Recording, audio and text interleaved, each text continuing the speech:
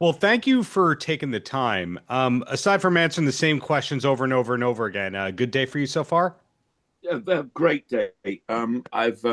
I have had a few questions that are similar, but everyone's got a different angle, so it's great. Sure. So, did you know that Wingfeather was going to be coming back for a third season long in advance? No, not at all. But I did know when we did the third season that we would be in the middle of the fourth season now. So it just keeps gaining momentum, which I think is fantastic. When you're doing your work on the series, do you have a lot of visuals or visual references to look at? Some some they give me drawings or they give me sort of basic animation, particularly in like fight sequences or stuff like that.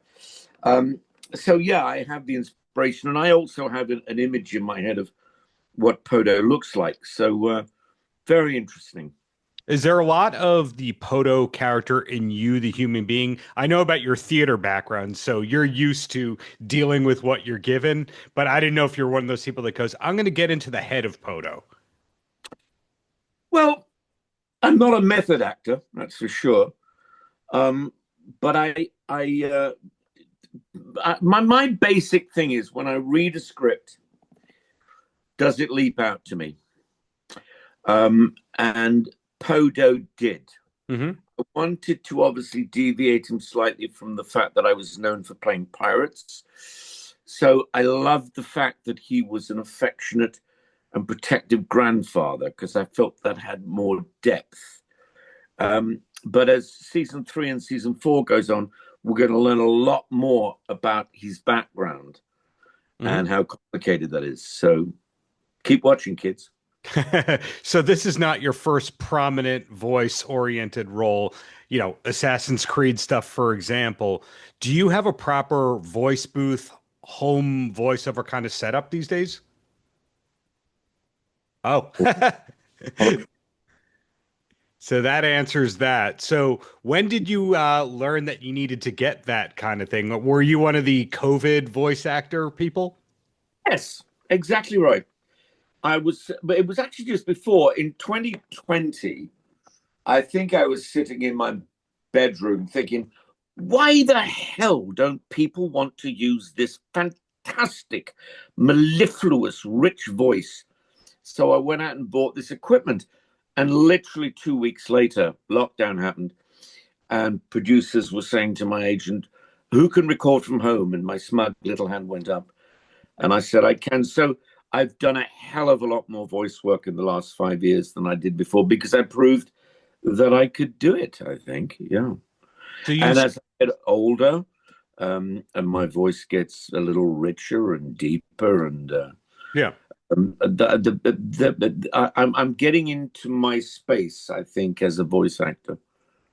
Well, in reading about your career and following your career, it's been interesting to see how you pivoted first as a theater person, then ultimately the film and theater stuff happened. Then Pirates kind of typecasted you, which fortunately you've escaped. And now you're doing that, but you're also doing the voice stuff. How much of this is kind of planned pivoting versus just saying yes to what came to you? Well, that's a very good question, and I teach, and so I talk to a lot of my students about that. I think early on, you do everything you're asked to do. And I have taken three pauses in my career Hmm. because I felt that I was doing boring things. And at one point, I started to write with my late departed writing partner. Another point, I started to paint. Hmm.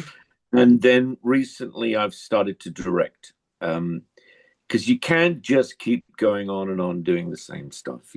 So, um, and I'm approaching 70, so this might be the last big change in my career. Who knows? When you Who see, knows, man?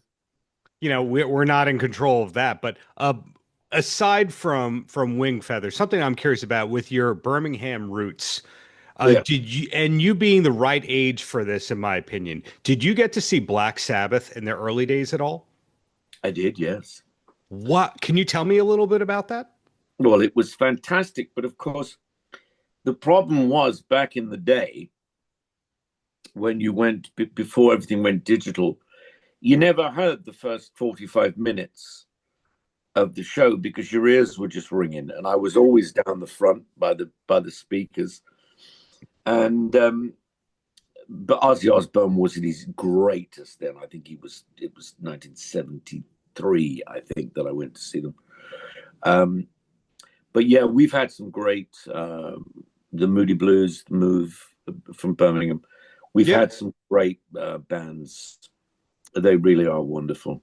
Well, you are from where heavy metal originated. You can't dispute that. I think in England, yes. I don't know whether that's true about America, but yeah, but certainly heavy metal bands I grew up with. Although my top three bands are Pink Floyd, Led Zeppelin, and The Who. So I've always been more interested in slightly more, I don't know what you would call them, slightly more story-oriented, mythology-oriented bands. Mythology orientated rather than heavy metal. But of course, Black Sabbath, I mean, they were the ones to go to, yeah. And Duran Duran came from there too, but we're not going to talk about Duran Duran. We're going to talk about you in these last 2 minutes, and that's you mentioned directing coming up. You mentioned possibly Wingfeather season 4. Are we allowed to know what we're going to hear from you or see from you next, or we just have to follow you on Instagram to find out? Well, the problem is that in trying to, I've directed 20 short films, and I'm trying to do some more long-term projects. I got a TV series I'm going to do the pilot for in Marbella, and I've got 2 movies I want to do. But for the moment, I've had to hand it over to the money people, say, get the money and I'll turn up and we'll do this. So it's very hard to tell you anything about it, really. But I do love directing. Somebody said to me the other day, do you direct? Do you want to direct because of all the fantastic directors you work with? And I said, no, I want to direct because of all the crap directors I've worked with. So that's what inspires me. Know what you want when you've got it. And what is it that draws you to the short films so much? Because a lot of people go, hey, a concept is great, but I can't spin that off into anything. Well, largely because I started doing it with my students at this school that I teach at. And then I started to make some short films that are a proof of concept for full-length feature films. And I particularly enjoy science fiction, horror, and genre.